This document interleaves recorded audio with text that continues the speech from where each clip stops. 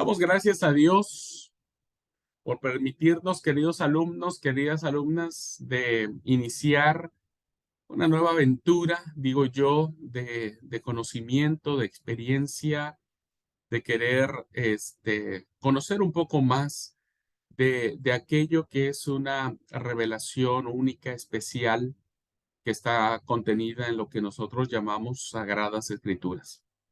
Eh, no es fácil poder abordar un texto tan rico en pensamientos, en ideas, en lenguaje, en símbolos, que evidentemente los autores sagrados, quienes escribieron el texto bíblico, tenían en mente para poder escribirlo. Adentrarnos al mundo de la Biblia es adentrarnos a esta intención que tenemos como estudiantes de poder recrear o rehacer el sentido original que tuvieron los autores bíblicos para escribir lo que escribieron y de la forma en que lo escribieron. Es un gran desafío el hecho de poder abordar de manera puntual esta literatura que en esencia es muy rica, muy profunda, como lo fue en su momento el Pentateuco, los 5 primeros libros de la Biblia. Así que bueno, pues bienvenidos a esta cursada que vamos a tener sobre literatura del Antiguo Testamento en su sección de libros históricos. Eh, Esta denominación la tomamos de la Septuaginta. No estamos siguiendo el canon palestinense, sino nos vamos a ubicar para efecto del estudio dentro del canon griego. Y de esa forma, como lo ha enumerado o lo ha colocado el canon griego, la lista de estos libros, bueno, será en función de este canon que vamos a abordar los libros históricos. ¿Ok? Bueno, pues antes de eso vamos a orar, vamos a pedir a Dios su bendición y vamos a encomendar al Señor esta cursada. Les invito a orar. Amado y buen Padre Celestial, te damos gracias, eterno Dios, por darnos nuevamente la oportunidad de poder estar juntos, aunque geográficamente distantes, pero unidos, Señor, en una misma fe. Y que a través de esta tecnología hoy podemos mirarnos y recrearnos en la fraternidad que nos has concedido en Jesús. Señor, hoy queremos iniciar una nueva cursada que tiene que ver con el análisis de estos libros que revelan cosas tan profundas, tan poderosas, tan llenas de significado, que solo te pedimos, Dios, que nos guíes en este deseo, en este propósito. Guía nuestra vida, danos sabiduría y permite, oh Padre, que lo mucho que podamos aprender sea también transformador para nuestras vidas. Te lo pedimos todo, dándote gracias en el nombre de Jesús. Amén. Bueno, ¿alguien me podría enumerar, hermanos, cuáles son los libros históricos? Por favor. Eso ya ustedes se lo saben de memoria. ¿Me pueden enumerar me pueden mencionar los libros históricos? Josué, Jueces, Ruth, Primera, Segunda Samuel, Primera, Segunda Reyes, Primera, Segunda Crónicas, Esdras, Nehemías, Esther y Esther, hasta Esther. Leo. Hasta Esther. Muy bien, Mario. Exactamente, ¿no? Tenemos dentro de la enumeración que hace el canon griego, podríamos considerar como libros históricos desde Josué hasta el libro de Esther. ¿Mm? Pero, como sabemos, en el canon judío, en el canon de Palestina, no tenemos esta numeración. ¿Cuál es la diferencia, hermanos? ¿Cuál es la diferencia entre los libros diferentes que existen entre el canon griego y el canon palestinense en cuanto a los libros históricos? ¿En dónde radica su diferencia?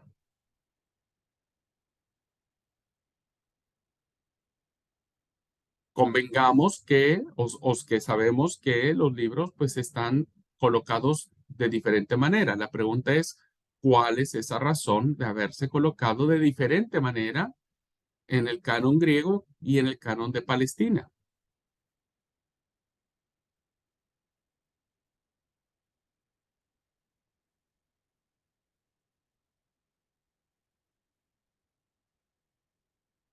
Y como dicen en mi tierra, los mariachis callaron. Vamos a ver quién. Sé que se agregó algún libro más, pero otra cosa no sé. No. En cuanto a los libros históricos, no se agregó Histórico, ninguno.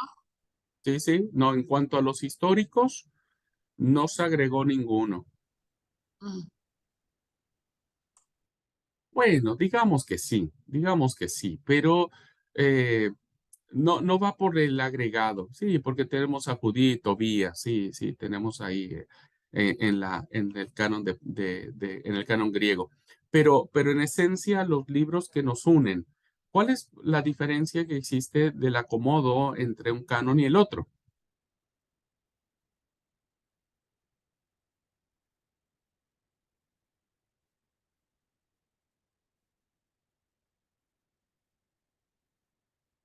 Porque eso ya lo vimos nosotros en Historia de la Biblia y sus traducciones, cuando vimos Introducción al Antiguo Testamento, analizamos, ¿no es cierto?, por qué los libros del canon de Palestina en su acomodo, estoy hablando, en su acomodo, no se parece en nada al acomodo que aparece en el canon griego. ¿Cuál es esa razón? ¿Cuál es esa diferencia? Pregunta de examen.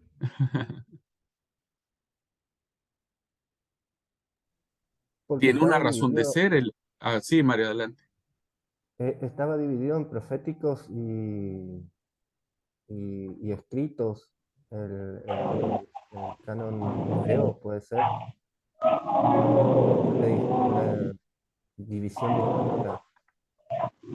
Puede, pero ¿cuál sería la tesis fundamental, diríamos? Richard, ¿vos tenés la respuesta? No. Estaba pensando lo mismo que Mario, que estaba la ley, los profetas y los escritos. Ok. En ese grupo estaban. Ujú. Sí, sí, eso es con lo que se divide la Biblia hebrea, la Tanaj, ¿no? La famosa Tanaj, la Torá, los Nevi'im, los Ketuvim. Ujú.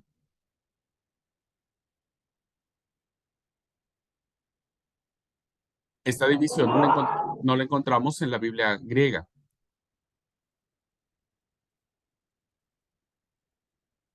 Bueno,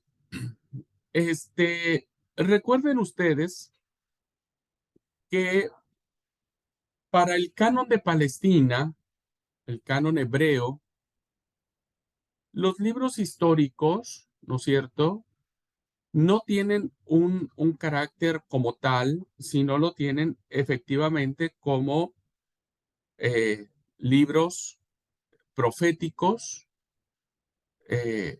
Solamente los libros de Samuel, Josué, Jueces, Samuel y Reyes, la Biblia hebrea los considera como libros proféticos que se le llama la sección de los profetas anteriores. No les da una connotación como la Biblia griega, que los considera como historia, ¿no? Como historia. Y el resto de los libros, ¿no? Aparecen en la Biblia hebrea dentro de una tercera sección que se llaman los escritos.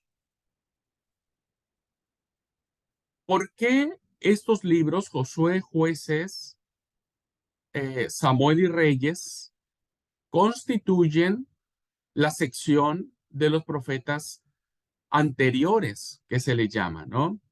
Porque acuérdense que los Nevi'im está compuesto por dos profetas anteriores, profetas posteriores. Profetas anteriores están los libros Josué, Jueces, Samuel, Reyes. Profetas posteriores tenemos a Isaías, Ezequiel, Jeremías y los 12 profetas menores, diríamos. ¿Por qué el canon griego no incluye dentro de su listado una separación o una división como la Biblia griega, la Biblia hebrea? Porque la Biblia hebrea, hermanos, recuerden que consideraban estos libros escritos por profetas, ¿no? Principalmente por el profeta Samuel. Y porque en estos libros tenemos grandes profetas, en el caso del libro de los Reyes, como al gran profeta Elías y al profeta Eliseo. Entonces, el canon hebreo va a considerar esta literatura más que en un sentido estrictamente histórico, la va a considerar más estrictamente en estricto sentido profético, ¿no? Y entonces va a considerar incluso, como vamos a ver en clase, se le ha atribuido al profeta Samuel la redacción, incluso desde el libro de Josué, de Jueces y parte del libro de Samuel.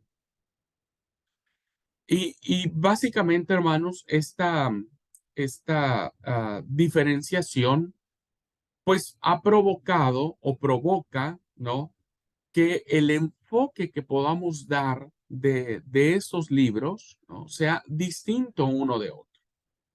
Por eso, el propósito de esta clase será el abordaje de estos libros, no desde el punto de vista del canon de Palestina, sino del canon griego, en un sentido histórico-religioso, histórico-religioso, que conformará toda esta sección desde Josué hasta Esther, ¿no? Todos estos libros estarán dentro de esta concepción histórica religiosa que va a permitir a nosotros darnos como un patrón, una, una, una guianza de dirección respecto del mensaje que queremos encontrar a través de estos libros. ¿Okay? Entonces, el canon griego no le da el carácter profético, sino más bien les va a dar un carácter histórico-religioso, que ese es el camino que nosotros vamos a seguir, porque bueno, ese es el acomodo que nuestras Biblias actualmente tienen sobre estos libros. Así que bueno, voy a compartir la pantalla para hacer los aspectos introductorios. Es muy importante que conozcamos sobre esta literatura que, insisto, nos vamos a guiar por el canon griego y que evidentemente necesitamos conocerla a efecto de poder tener el panorama completo de hacia dónde dirigir nuestra atención, nuestro foco de estudio, nuestro abordaje académico, en este caso, de esta literatura. ¿Ok? Bueno, voy a compartir la pantalla y nos vamos a guiar con...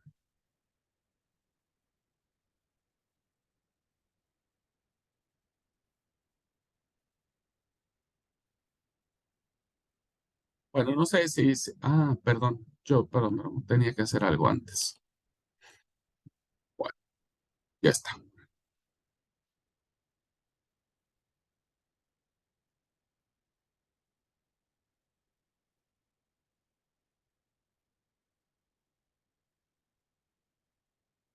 Muy bien.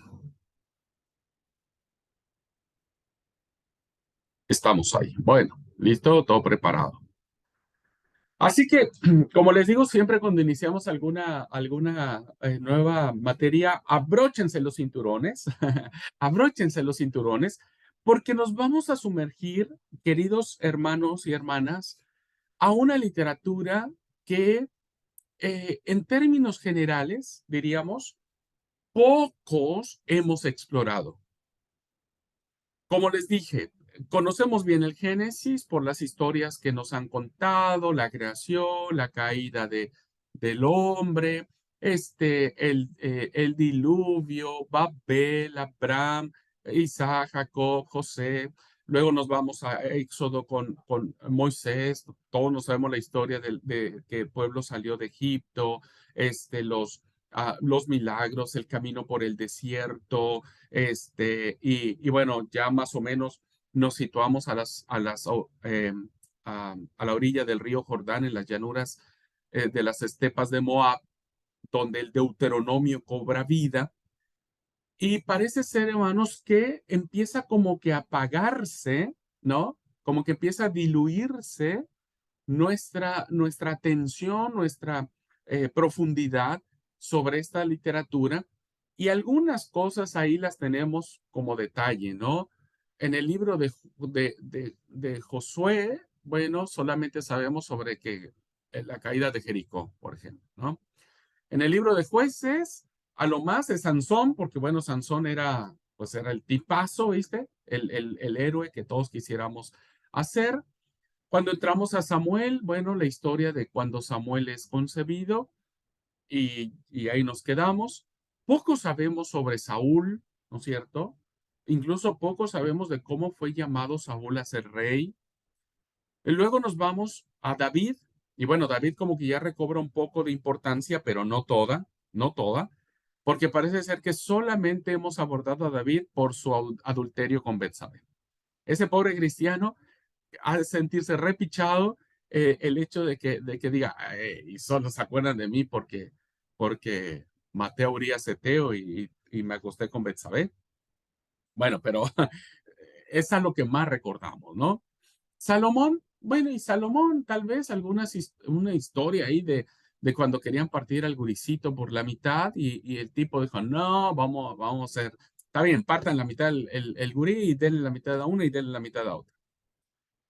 Y bueno, siempre sabemos de Salomón un poco de que era el más sabio y demás, ¿no? Y bueno, luego a partir de allí ya se nos nubla la vista. Ya ahí dejamos de conocer muchas cosas. Nos empieza a sentir aburrido el tema de los reyes del norte, de los reyes del sur. Poco sabemos incluso cómo se llamaban estos cristianos, ¿no? Poco sabemos quiénes eran los reyes del norte, quiénes eran los reyes del sur, cómo fue el templo cómo es que se va buscando el reino del norte una capital para poner la residencia oficial del reino. ¿Qué pasó con el reino del sur, especialmente con Jerusalén? La guerra siro-efraimita, ¿no? Que fue muy, muy importante y muy fuerte, diríamos, entre los dos reinos. Ya poco sabemos básicamente cómo fue el tema político internacional, del arrasamiento que tuvieron los asirios contra el reino del norte. ¿Qué profetas estuvieron allí hablando sobre el particular, ¿no es cierto? Este, bueno, ¿cuánto tiempo pasó entre que se destruyó el reino del norte, el reino del sur? ¿Cuántos siglos estuvo solo el reino del sur tomando fuerza, impronta, etcétera? ¿No? Poco sabemos, que sí hubo un exilio, porque lo hemos visto, pero hasta allí no hemos comprendido los efectos poderosos y profundos que tuvo en la psicología tanto del reino cautivo como de los habitantes cautivos, pero también de los que quedaron devastados en esta ciudad. Y bueno, poco sabemos qué pasó en 70 años que dura el exilio aproximadamente. Eh, cómo se da la vida allá, cómo que se da la vida aquí con los que quedan en la devastación. Poco sabemos lo que es la etapa de la restauración como tal, en una dupla interesante Esdras-Nehemías, pero que hay efectos muy poderosos en cuanto a los grandes personajes de Zorobabel y del sacerdote Josué, que van a ser retomados en las profecías de Zacarías y de Malaquías como figuras poderosísimas en esta etapa de la restauración del segundo templo, ¿no es cierto? Y que tiene que ver básicamente con un rehacer y que tiene muchos conflictos. Poco sabemos sobre diríamos, ¿cómo sería? Yo creo que sería muy fuerte si uso la palabra exterminio, no, no. Ah, es que hay otra palabra. Poco sabemos de la limpieza, diríamos, voy a decirlo así, de la limpieza racial y étnica que tiene la reforma de Nehemías, ¿no es cierto? La reforma de Nehemías sobre familias ya constituidas, familias ya hechas, familias ya formadas, pero que las mamás, diríamos, las esposas eran extranjeras. Y entonces la reforma de Nehemías viene a romper todo eso y hay un conflicto muy fuerte, ¿no? De esta limpieza racial en donde Nehemías dijo, bueno, no me importa que ustedes tengan tantos años de casado, no me importa su familia, no me importa nada, pero acá tienen que respetar que Dios dijo que tal, tal. Bueno, esto, queridos alumnos, y muchas otras cosas más, el cristiano promedio las desconoce o las desconocemos, mea culpa, me incluyo yo también. Pocas veces las desconocemos, muchas veces, perdón, las desconocemos y se puede deber a muchos factores, ¿no? Falta de interés, no nos gusta la historia. ¿Qué me importa a mí lo que pasó con los reyes del norte y los reyes del sur? Este, Se hace muy complejo el tema porque cuando vos lees los libros de los reyes y los contrastas con el libro de las crónicas, hay algo ahí que no cierra, ¿no? Hay algo ahí que no checa, ajá. Y que por eso la Biblia, el canon de Palestina, manda las crónicas al último lugar de la tercera sección de los escritos, pero el canon griego lo coloca al mismo nivel que el libro de los reyes. Bien, esto y muchas otras cosas, hermanos, que tienen que ver con ah, esta literatura que hemos considerado como sagrada, es una literatura que va a reflejar en términos históricos religiosos la fe de este pueblo, la identidad que ahora el pueblo de Israel va a tomar con mayor impronta, con mayor fuerza, pero también con mayor desgracia. Y entonces a partir de allí, lo que nosotros vamos a mirar en esta literatura de Josué a Esther va a ser cómo el Dios que trasciende, el Dios trascendente, se mete en la historia para ser parte de la historia y a partir de la vivencia de Yahvé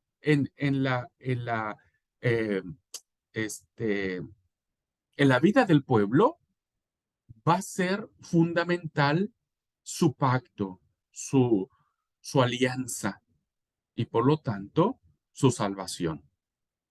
Y como desafortunadamente ustedes me tienen que bancar un poquitito hasta que venga otro profesor, pues siempre terminamos con algunas reflexiones pastorales, siempre terminamos con algún sermón incluso, ¿no? Un pequeño sermón sobre esta literatura.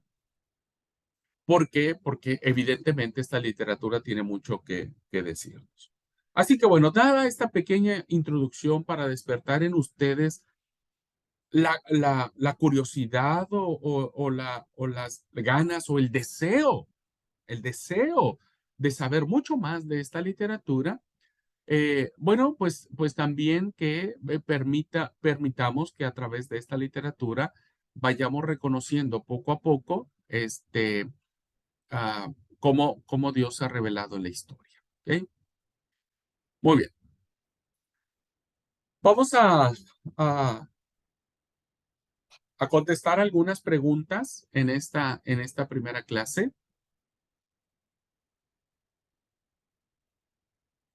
Y la primera pregunta, que es como lógica, como muy racional, es, ¿a qué entonces, en términos concretos, se va a referir esta colección de libros que la hemos denominado como libros históricos? ¿A qué se refieren en concreto? Bien, la primera respuesta que podemos dar es que debemos saber que constituyen la segunda división más importante, diríamos, en este sentido histórico del Antiguo Testamento, que según el canon griego inicia con Josué y terminará con una historia muy, muy interesante, llamada la historia de Esther, el libro de Esther. Así que, como, como división, como conjunto de libros, ya desde ahí tenemos una pista del por qué estos libros están agrupados, pues de esta manera, ¿no? Porque estos libros están agrupados de esta manera. Como vamos a ver que los otros libros poéticos y sapienciales están agrupados en su mismo entorno, ¿no? Job, Salmos, Proverbios, Eclesiastés, Cantares, Lamentaciones. Y cómo el grupo o la división del cuerpo profético también está agrupado. Ya nos da una idea. Ahora, debemos entender algo, lo vamos a ir viendo conforme avancemos en el estudio de cada uno de estos libros. No fueron escritos en el orden en que aparecen. No fueron escritos en ese orden. Uno podría pensar, ok, después de que alguien escribió primer libro y segundo libro de Reyes, pues alguien escribió entonces primer libro de las Crónicas y segundo libro de las Crónicas, porque en nuestra lista aparecen inmediatamente. Pero la verdad es que pasaron muchos siglos entre uno y otro.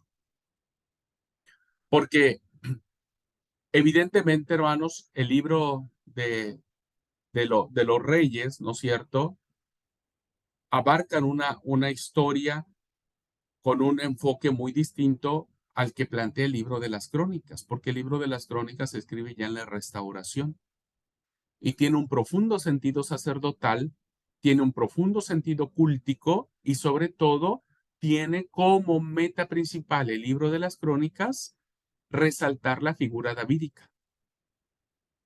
Entonces, un ejemplo, en el libro de Samuel, por ejemplo, aparece la historia manchada de David, pero en las crónicas ya no aparece. Nosotros sabemos el tema del adulterio y del asesinato y demás por el libro de Samuel, ¿no? Pero las crónicas, el cronista dijo no, no vamos a manchar la historia de David porque para esas fechas, ya después del exilio, ya David se convierte en la línea donde el Mesías iba a venir, entonces no quedaría bien, ¿no? David no iba a quedar bien si se hablara sobre eso que hizo.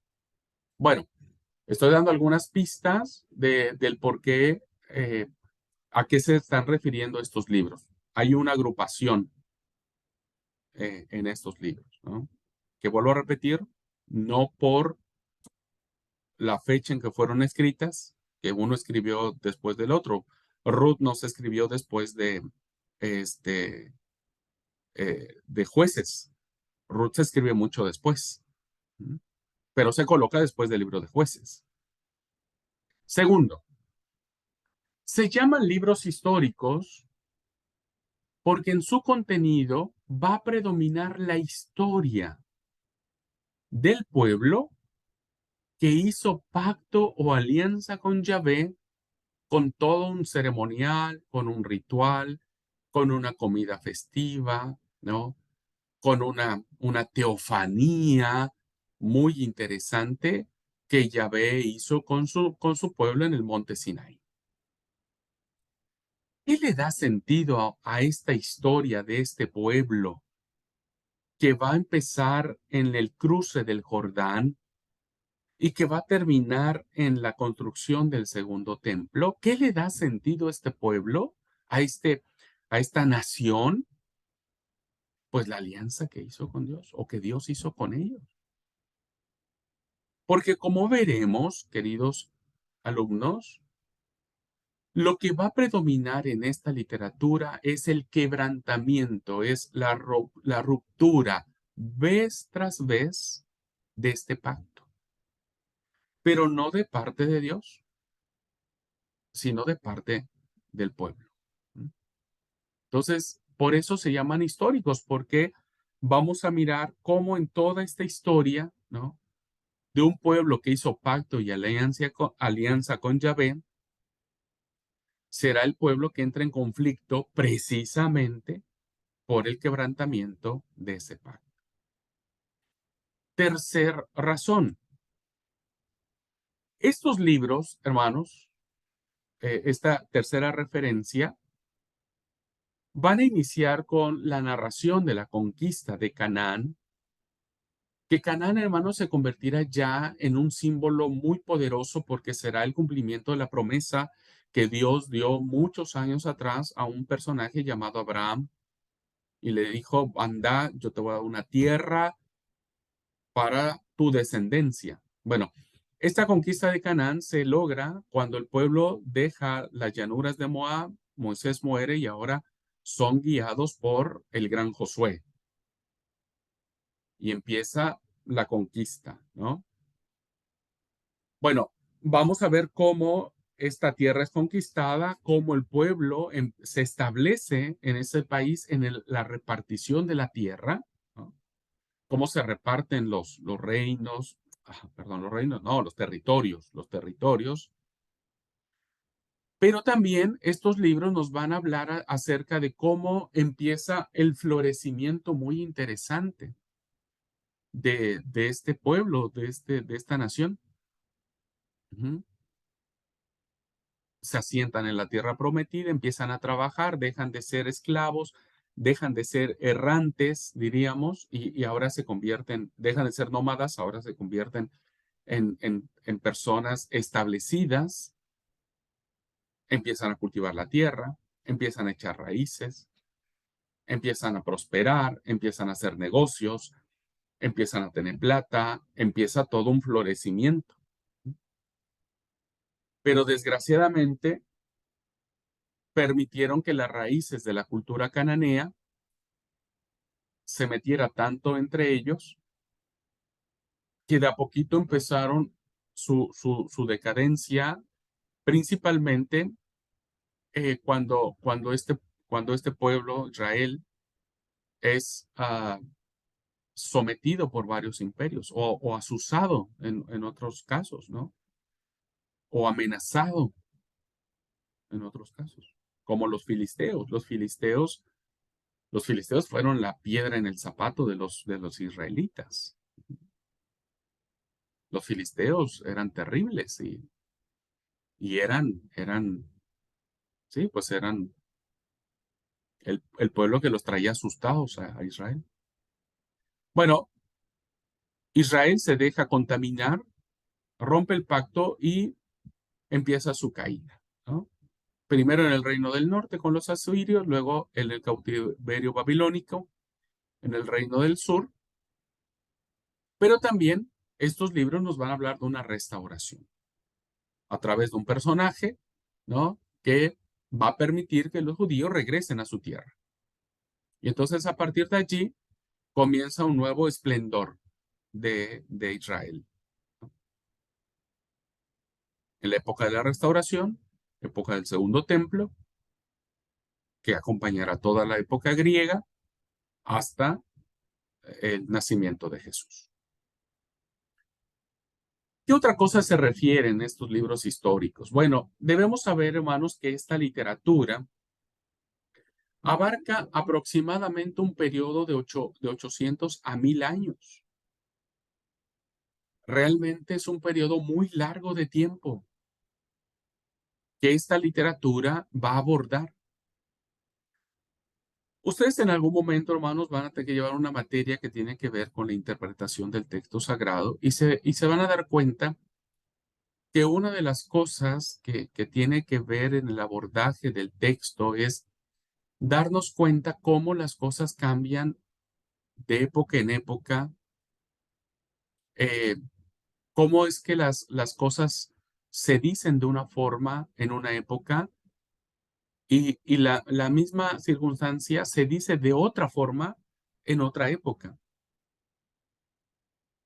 Si nosotros hagamos un ejemplo, si nosotros tuviéramos que platicar ahora con nuestros abuelos o bisabuelos o tarabuelos que nacieron en 1900, por ejemplo, nos daremos cuenta que las expresiones, las palabras, los gestos son muy diferentes a los que ahora nosotros decimos o hacemos. Muy diferentes. Entonces nosotros podríamos referirnos al mismo hecho, ¿no? Un amanecer, por ejemplo, y la forma en que nuestros antepasados, nuestros abuelos, bisabuelos, tarabuelos, hablaban sobre el amanecer, las palabras que usaban para referirse o describir un amanecer, ahora nosotros son diferentes. Hoy podemos nosotros tomar fotos, por ejemplo, de amaneceres hermosos, espectaculares, en muchos espacios y a veces ya hoy ni siquiera necesitamos decir nada sobre un amanecer. Con la foto ya lo estamos diciendo todo. Pero en la antigüedad no había esas oportunidades de cámaras nítidas como las que hoy existen. Por lo tanto, nuestros antepasados tenían que construir categorías gramaticales diferentes, formas de pensamientos diferentes, lenguajes diferentes. No sé si me explico, hermanos, por favor, háganmelo saber. Si no, con todo gusto lo vuelvo a explicar. Porque, ¿qué es lo que quiero decir? Si nosotros tomamos el libro de Josué y después podríamos poner el libro de las crónicas, evidentemente, queridos hermanos y hermanas, las expresiones son totalmente diferentes.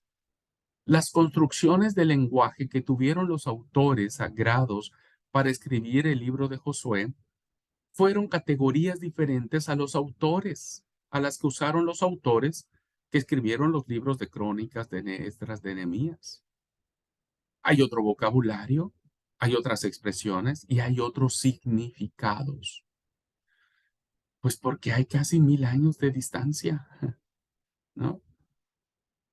Esto, queridos hermanos, entonces nos coloca en el umbral de saber que nadie puede soslayar y menospreciar el texto sagrado como diciendo, oh, yo ya lo leí y yo ya sé lo que dice.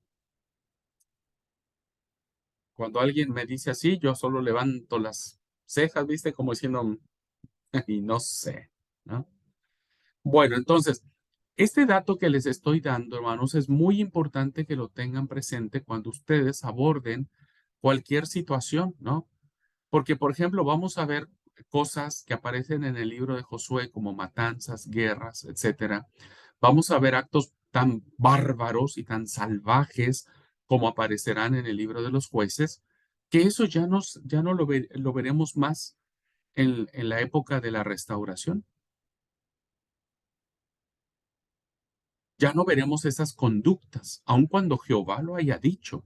Y digo Jehová o Yahvé, y déjenme hacerlo dos grandes comillas, aunque Yahvé haya dicho en tiempos antiguos que había que matar, asesinar, destruir, todo lo que dice Josué Jueces,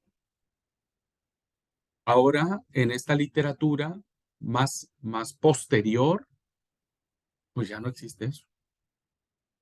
Y el pueblo sigue sojuzgado, ¿eh? El pueblo sigue bajo el dominio de muchos imperios, pero ya no existe. ¿Por qué? Bueno, son pistas hermenéuticas, queridos alumnos, que nos van a permitir a nosotros entender por qué hay textos que para nosotros hoy, a miles y miles de años de distancia, pues se nos hacen muy bárbaros, ¿no? ¿Por qué Dios permitió eso? Pues porque recuerden que estamos en épocas muy distintas, con construcciones de lenguaje diferentes, con construcciones de pensamientos diferentes, con comprensiones de Dios diferentes, y por lo tanto, nosotros debemos saber que esta separación de tiempo entre libro y libro, pues evidentemente tiene sus propias implicaciones. ¿Ok? Bueno, entonces es una literatura que abarca aproximadamente un periodo de 800 a 1000 años. Iniciamos desde la invasión efectuada por Josué en el siglo XV, o posiblemente algunos autores lo datan en el siglo XIII. En temas de fechas vamos a encontrar, hermanos, que no hay unanimidad. Algunos creen que fue en el siglo XV la conquista de Canaán, otros dicen que en el siglo XIII. Cualquiera que haya sido el caso, abarcaría desde ese momento hasta la época de la restauración con las reformas de Nehemías, que estaríamos ya ubicándonos a mediados del siglo V aproximadamente. Ujú. Bueno, hasta aquí vamos bien. ¿Alguna pregunta? ¿O ya se perdieron en el camino? La verdad que no los veo a nadie. Así que, a ver, ahí ya los veo. ¿Sí? Una manito que es así. ¿Sí, vamos bien? ¿Sí? Ok. Bueno, realmente es que todos mis alumnos de este grupo se la saben todo, entonces yo creo que le está haciendo aburrida la clase, pues ya se la saben todo lo que estoy diciendo, pero bánquenme un poquitito. Muy bien. Contestemos otro. Vayamos entonces, ya más o menos hicimos un paneo general de a qué se referirían, hacia dónde apuntaríamos en el abordaje de esta literatura. Como hemos planteado, la línea académica que vamos a seguir para el abordaje de estos libros va a ser a partir de la historia, del concepto de la historia. Pero aquí tenemos un gran problema. Y el gran problema es el siguiente. Los occidentales, ustedes y yo, hemos nacido con concepto diferente de lo que es la historia. Entonces, para nosotros la historia, queridos alumnos, es la constatación de hechos pasados, reales, auténticos, que originaron ciertas situaciones o circunstancias. Es decir, que hoy hablamos de la historia y un historiador gana mucho prestigio actualmente si la historia que va a narrar de estos hechos del pasado son fidedignos, son reales y los puede constatar no sé, con alguna prueba. Entonces dicen, este historiador es creíble, ¿no? Entonces los historiadores modernos luchan porque la exactitud de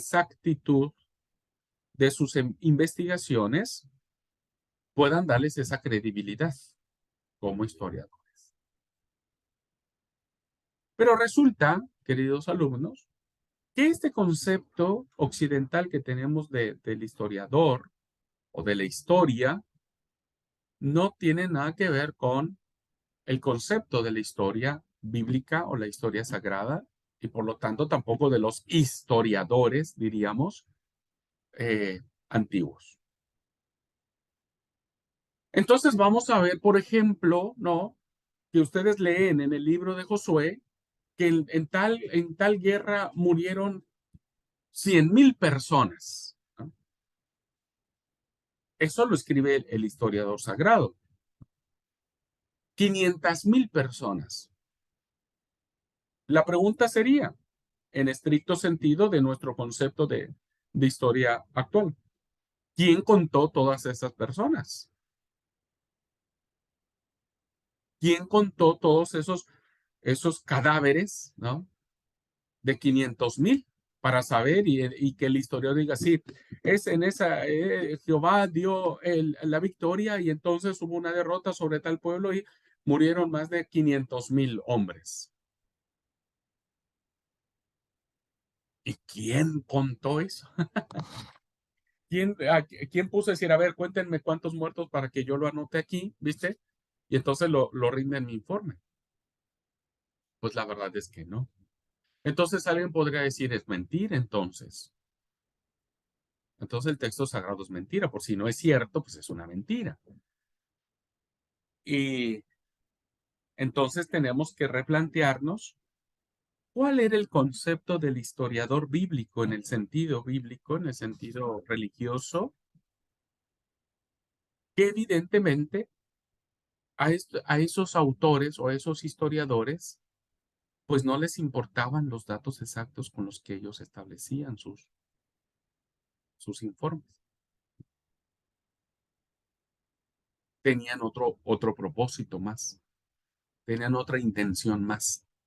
Y bueno, por eso la importancia de saber qué es la historia sagrada. La pregunta entonces, ¿por qué estudiamos los libros históricos del Antiguo Testamento? Y la respuesta a priori sería, pues porque contienen la historia sagrada de un pueblo que fue elegido por Dios. Eso sería como una respuesta que nos nacería en primera instancia. Pero hay otras razones. Buena parte, hermanos, del resto de la Biblia quedaría incomprensible si no tuviéramos el relato histórico de Israel. Es como si después en el futuro se dijeran cosas, se hicieran cosas de algo que se hicieron en el pasado, pero que no hay algo que lo respalde. Si estos libros no existiesen, pues evidentemente muchas de las cosas que sucedieron en el futuro, pues no tendría razón de ser. Porque estos libros, hermanos, complementan la historia dada en el Pentateuco. ¿Por qué Israel llega a Canaán? Porque en el Pentateuco se dijo que Dios le iba a entregar al pueblo la tierra prometida. Entonces los libros históricos nos dicen, se cumplió esa promesa.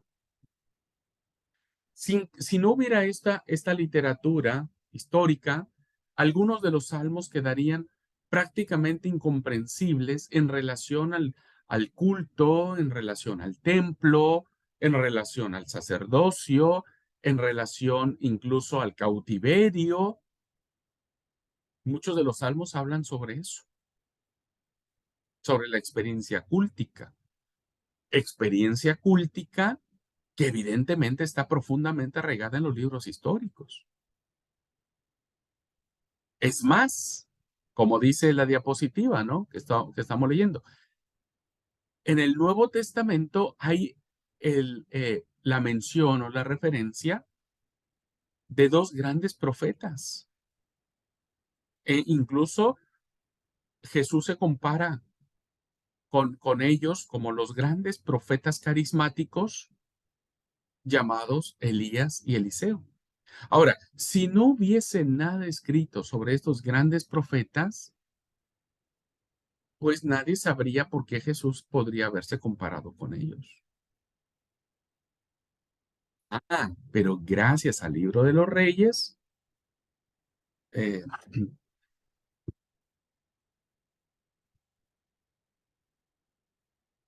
gracias al libro de los Reyes, nosotros podemos saber la importancia que tuvieron estos dos grandes profetas. Así es que, ¿por qué estudiamos estos libros? Porque si no, muchas de las cosas, tanto del Pentateuco como de los Salmos, la literatura poética, la literatura profética, no tendría mucho sentido si no lo conociéramos.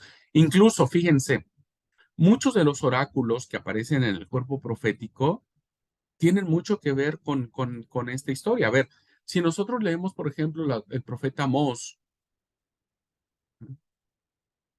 el profeta Amós ejerce su vocación profética en el reino del norte, al igual que lo hace Elías Eliseo. Entonces, cuando nosotros leamos el libro del profeta Amós, sí o sí tenemos que irnos a los libros históricos para conocer el contexto en el cual las profecías de Amós tienen cumplimiento o por qué Amós pronuncia tal o cual oráculo profético. No lo podríamos lograr si no tuviésemos esta literatura. ¿Ok? Bueno, esa es una primera razón del por qué estudiamos. Segunda razón. La historia sagrada enseña grandes lecciones morales y espirituales. En el caso del libro de Hebreos, capítulo 11, si no mal recuerdo, es un libro, es un capítulo que muchos autores le han llamado la Galería de los Héroes de la Fe. Y ahí estaba escrito capítulo 11. En el capítulo 11 de Hebreos, eh, encontramos a todos estos personajes, diríamos, a todos estos personajes que cuando uno los analiza de manera detenida, pues uno se da cuenta que no son dechados de virtudes, que todos estos tuvieron, la gran mayoría, pues muchas falencias, pero que pudieron ah, este, sobresalir, pudieron vencer, pudieron corregir. ¿Dónde conocemos a todos estos personajes? Ahora, si vos lees el capítulo 11 de Hebreos, entonces te vas a dar cuenta que muchos de estos personajes que aparecen escritos aquí, pues están en el libro de, de los, en los libros históricos.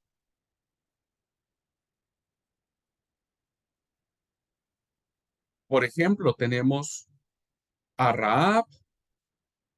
Estoy leyendo el capítulo 11. Tenemos a Rahab, tenemos a Gedeón, a Barak, a Samsón, a Jefté, de David, a Samuel, a los profetas, ¿no? Todos estos que he mencionado, pues evidentemente, hermanos, el autor del libro de los Hebreos conocía quiénes eran y por qué los menciona dentro de esta lista de héroes de la fe. Por eso es que debemos estudiar, por ejemplo, qué fue lo que hizo Jefté, los grandes jueces, ¿no? Gedeón, Barak, Sansón, ah,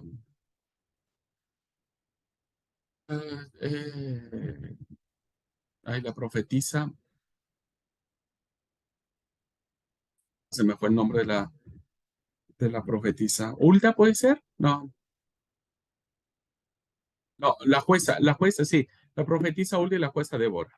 Débora, sí, ahí ya me salió, ¿no? Entonces, habría un faltante si no tuviéramos esta literatura.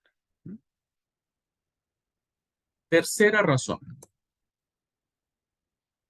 ¿Por qué estudiamos los libros históricos? Porque hemos entendido que su importancia, su trascendencia de esta literatura, radica en el hecho de que Dios se ha revelado, se ha dado a conocer a través de su relación, de su acompañamiento, de su salvación, diríamos, con este pueblo que él eligió llamado Israel. si bien es cierto, la literatura histórica a la que estamos abordando tiende a acuñar una, un sentido nacionalista en el pueblo de Israel. Si bien es cierto, esta literatura de Josué, Esther, tiende a, pues alentar, a arengar al pueblo de Israel diciendo, ustedes son los únicos, ¿no? Ustedes son el pueblo elegido, son el especial tesoro, son los que Yahvé puede hacer milagros para salvarlos, como sucede en la época de los jueces, cuando Dios levantaba héroes para salvar al pueblo, les coloca reyes, en fin. Si bien es cierto que esta literatura tiende a despertar en el pueblo de Israel este sentido nacionalista, es decir, solo nosotros y nadie más que nosotros, el movimiento sapiencial y el movimiento profético van a equilibrar ese pensamiento. Y entonces el pensamiento sapiencial, el pensamiento poético y el pensamiento profético van a decir, no, la salvación no solamente es para el pueblo de Israel, sino la salvación es para todas las naciones de la tierra. Pero en esencia, estos libros vamos a ver cómo Dios camina con este pueblo, les da la tierra prometida, les da victorias, ¿no? Les da un rey, les manda profetas para que se acuerden del pacto y de la alianza. Y esto es maravilloso, hermanos. Es maravilloso cómo uno puede descubrir en esta literatura a un Dios que está comprometido con su palabra, con la palabra que dio al momento de celebrar esta alianza, este pacto. Interesante, muy apasionante. ¿Cómo reacciona Dios? ¿Cómo actúa Dios? Por ejemplo, tenemos una novelita, porque está escrito en forma de novela, el libro de Esther, y es fascinantísimo. Es fascinantísimo cómo en este relato encontramos la historia de una salvación providencial, ¿no? De Dios sobre los judíos. Vemos la pequeñita historia de Ruth, esta otra novelita muy linda. Pues vemos también cómo Dios va cuidando de, este, de Noemí, de, de las nueras, la forma en que camina para que Booz se encuentre con Ruth y haya la descendencia, ¿no? Obed, Isaí, David, que vienen siendo los descendientes de Ruth. En fin, qué interesante cómo Dios va proveyendo, va colocando cada cosa en su lugar. Bueno, es interesante, hermanos, descubrir la mano de Dios en toda esta historia del pueblo. Por eso es importante la literatura histórica. Cuarta razón por qué estudiamos, hermanos, porque se ve a Dios, como lo he mencionado, como el principal protagonista de la historia.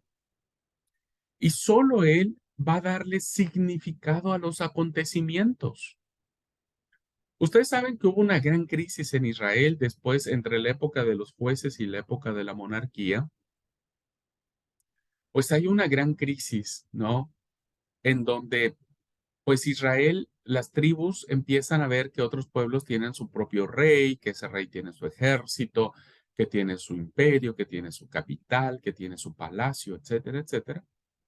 Es una grave crisis entre el pueblo porque dicen, che, hay algunos que dicen, no, y nosotros también merecemos un rey, necesitamos un rey, anhelamos un rey, y había otra parte que decía, no, paren un poco, nosotros seguimos siendo eh, este, guiados gobernados por Yahvé.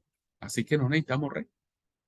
Pero el pueblo ganó, viste, la pulseada, y en esa gran crisis hay una expresión, hay una tradición, porque hay dos tradiciones sobre ese hecho, pero una de las tradiciones que aparecen en esto es que Samuel se siente mal porque va y le dice a Dios, Dios, mira, el pueblo está queriendo esto, y Dios le dice, no te preocupes, no te desechan a mí, sino me están desechando, no te desechan a ti, sino me están haciendo a un lado a mí. Sin embargo, concédeles eh, el que tengan rey. Dios no se aparta, ¿eh? O sea, Dios no se lava las manos como diciendo, bueno, listo, pues no quieren que se arreglen. No, Él sigue dándole significado a los acontecimientos que vendrán después. ¿Por qué? Porque aun cuando Israel va a tener su rey, quien guía todo esto es Dios mismo, enviando a, permitiendo que las asnas de Saúl se perdieran y que a partir de ese suceso medio pintoresco de la pérdida de las asnas o de los animales de Saúl, pues Saúl haya encontrado al profeta Samuel y le haya dicho que él sería el rey de Israel. Cuando cae Saúl, Dios sigue tomando las riendas de la historia, sigue siendo el protagonista, mandando a Samuel a que busque entre los hijos de Isaí. Creo que hace rato dije al revés, hace rato dije Isaí, Obed, David. No, es Isaí, es Obed, Isaí y David. Bueno, manda a Samuel y unge a David. Y David sigue teniendo contacto con Dios, Dios lo guía, igual que Salomón, aunque Salomón termina mal, etcétera. O sea, Dios siempre seguirá siendo el protagonista de la historia. Y vuelvo a repetir, esto es sumamente interesantísimo, porque nos coloca a nosotros también en ser los, en esta historia que estamos viviendo actualmente, siglo XXI, descubrir cómo Dios está guiando la historia de la iglesia, cómo está guiando la historia, pues, de nuestras vidas. Es muy interesante, ¿no?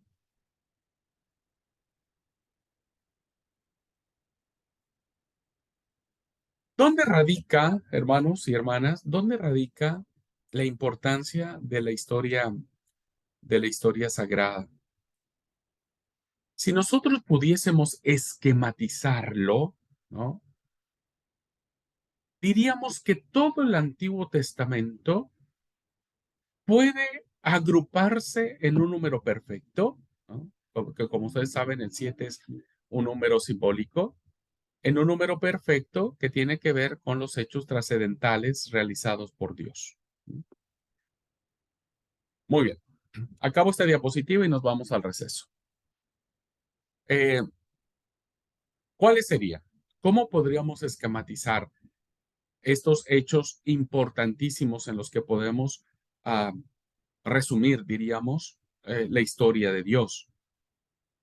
Bueno, en primer lugar, pensaríamos y diríamos que Dios eligió a Abraham para formar un pueblo especial. Esto lo sabemos desde Génesis 12. Sal de tu tierra y tu parentela y anda a la tierra que yo te voy a dar.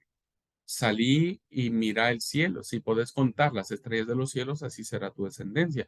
Si podás contar los granos de la arena de la mar, así será tu descendencia. Anda, te daré a vos y a tu descendencia tierra que fluye leche y miel. Bueno, a partir de ahí empieza todo, diríamos, ¿no? El segundo hecho sería cómo de manera sobrenatural Dios libra con poder y autoridad a los hebreos o a los judíos, a los israelitas de la esclavitud egipcia. Porque hubo dos sucesos que marcaron la impronta de Israel. Uno fue el exilio y otro fue la cautividad babilónica.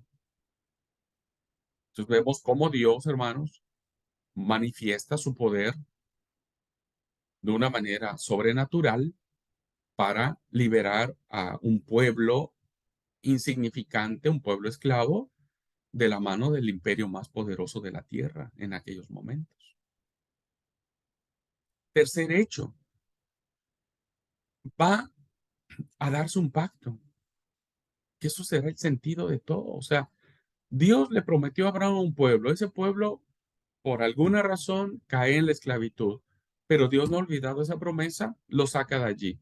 Una vez siendo un pueblo libre, dice Dios, bueno, hagamos las cosas bien. Y entonces, hagamos el pacto en donde yo seré su pueblo, perdón, yo seré su Dios y ustedes serán mi pueblo.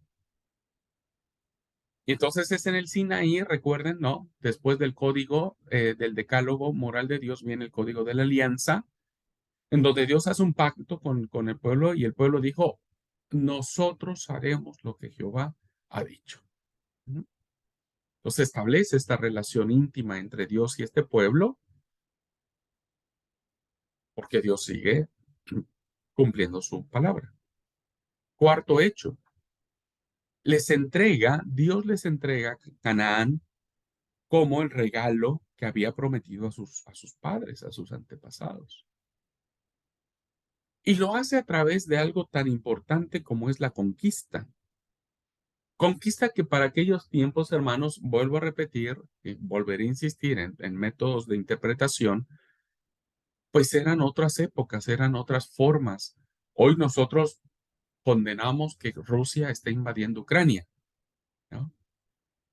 Pero en aquellos tiempos eran las formas habituales de establecerse en determinados territorios para poseer la tierra.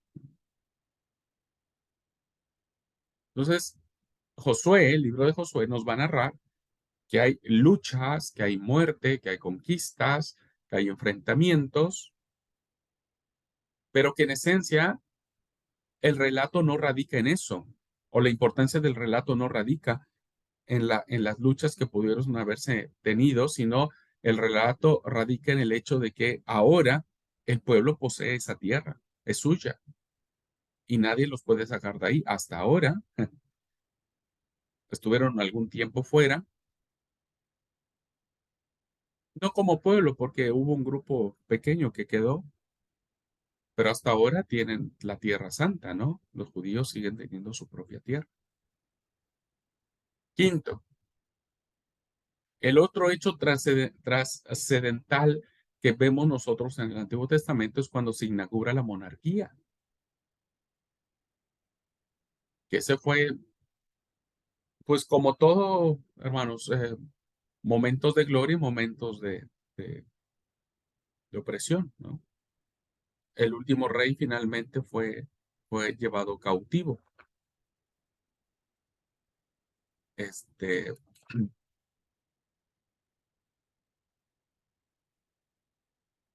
sí, bueno, no importa. Iba yo a ver el nombre, pero no me acuerdo el nombre del último rey que fue llevado cautivo.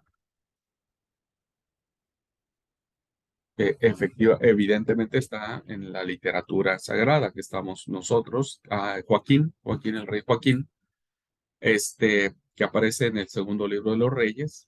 Bueno, la monarquía, desde Josué hasta Joaquín, antes del exilio, pues evidentemente tuvo un papel fundamental en el desarrollo del pueblo, en la consolidación del pueblo, en la identidad del pueblo. Pero la monarquía tiene su gran salto, su gran impacto cuando ésta es ubicada o es relacionada con la dinastía davídica. El gran rey David se empezará a cuajar la idea de que de la línea de los descendientes de David vendrá el Mesías. Es el Mesías, hermanos, la promesa mesiánica viene desde un trasfondo monárquico. Hoy para nosotros esos términos son muy raros, son muy extraños. Tan extraño, hermanos, como fue ver toda esa ceremonia protocolaria y todo eso que ahora que coronaron al rey de Inglaterra. La verdad que es algo extraño para nosotros, ¿no? Inconcebible que hoy, siglo XXI, siga habiendo ese tipo de de acciones. Incomprensible, pero cierto. Entonces, para nosotros, hablar de la monarquía como un símbolo político, un símbolo de poder, unido a la idea del Mesías, pues también nos resulta extraño. Nos resulta extraño, porque nosotros no hemos vivido bajo ninguna monarquía. No sabemos lo que es tener un rey como gobernante. Bueno, al menos los que estamos ahora de alumnos. Pero la monarquía fue muy importante. Y entonces, todo lo que fue desde Saúl hasta Josué, pasando por la ruptura de los reinos, bueno, la verdad que dejó una huella muy, muy poderosa. De hecho, los mensajes proféticos van dirigidos hacia los reyes. Muchos de los oráculos de los profetas van condenando a los reyes. En fin. Sexto, hay una disciplina al pueblo de Israel por el quebrantamiento del pacto, que es su idolatría. Y esto hace, hermanos, que tanto sean entregados el reino del norte a los asirios como el reino del sur hacia los babilonios, viviendo esta gran experiencia eh, eh, muy marcada que fue el exilio. Dios, hermanos, no va a permitir nunca que su santidad sea trastocada. La santidad de Dios es perfectamente protegida en la literatura histórica, perfectamente protegida. No deja de ser el Dios compasivo y bueno, pero tampoco deja de ser el Dios justo y santo. Y finalmente el séptimo hecho que podríamos nosotros esquematizar sobre la importancia de la historia sagrada es cómo Dios ahora restaura a los fieles a la tierra de Canaán mediante el decreto de Ciro el persa, el gran rey persa, en donde les permite, después del exilio, una vez destruidos los babilonios por parte de los persas, decirle a los judíos, pueden volver a su tierra. Y entonces, como sabemos, no todos vuelven. La profecía de Isaías no se cumple en su totalidad, porque la profecía de Isaías decía, algún día volveremos a Sión cantando y gozo perpetuo será sobre nuestras cabezas, ¿no? Tendremos gozo y alegría y todos marcharán hacia Jerusalén. La verdad es que no todos se fueron. Muchos se quedaron en el exilio. Sin embargo, los que volvieron, vuelven a restaurar, vuelven a reconstruir, vuelven a levantar el templo, los muros, las puertas. Y entonces hay un nuevo comienzo de parte de Israel. Si se dan cuenta, queridos hermanos, estamos encerrando aquí en estos 7 grandes tópicos, ¿no? Cómo podemos vislumbrar desde un enfoque histórico sagrado la forma en que se dieron los hechos y se están dando los hechos que quedaron registrados en esta literatura.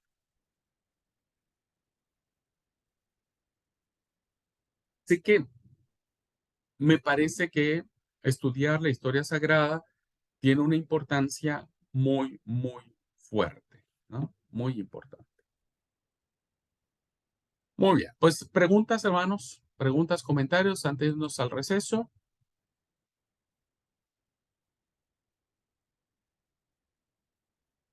No sé si se va entendiendo o no. Bueno, Mario dice que sí, ya con uno que entienda, viste, es como los 10 leprosos. Con que uno vuelva, los 9 que no vuelvan nomás. Muy bien, hasta aquí vamos bien, hermanos. ¿Ninguna pregunta, algún comentario? ¿Sí? Eso pues ya casi lo sabemos ya todos de memoria, ¿no es cierto? Solamente estoy tratando de hacer como que el encuadre de esta materia. Bueno, vamos a tomar 10 minutitos y volvemos.